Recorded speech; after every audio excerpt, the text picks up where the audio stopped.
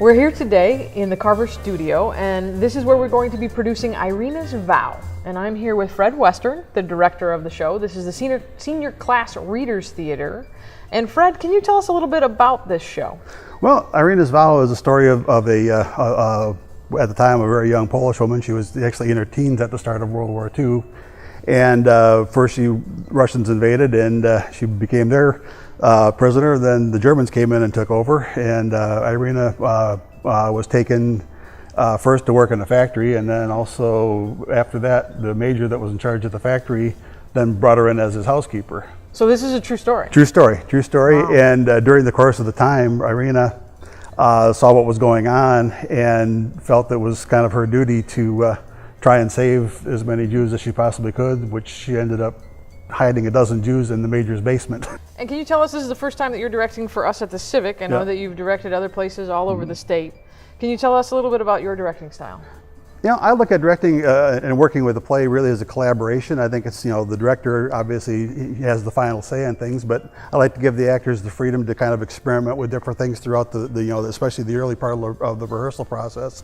Once things are set, I like to keep them set that way. Could you tell us a little bit about the different roles in Irena's Vow? The show's not really that well known. So it starts off with Irena coming out as a lecturer, and then during the course of the play it goes into flashbacks, and she goes back into herself as a younger woman and acts out the scenes of her story.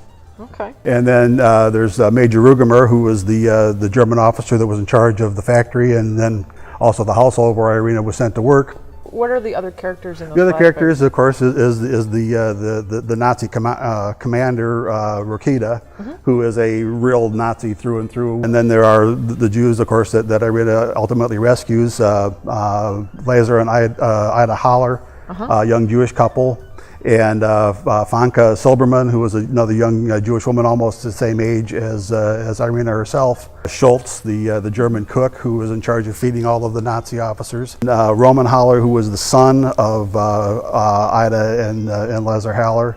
And then Helen is a German woman who knows what's going on, but she has a Jewish husband and asks Irena to hide her husband as well. How should volunteers prepare for the auditions for you? Well, obviously they should, if they have time, to come in and check out the script and read it, just so they have an understanding of the story, and be a little better prepared, have an idea of what part they might like to play. You applied very early to direct this production. I'm wondering what drew you to the production. Well, history has always been a fascination to me, and the Holocaust in particular. I've actually been to the National Holocaust Museum in DC a couple of times, and there have been different things like this throughout history, even on into the present day, but this is the one that's the most well publicized, well known, and at that time in history has always sort of fascinated me, so when this came along, I knew what it was about. I said, that sounds like something I might be interested in doing, and I'm happy that you're giving me the chance to do it.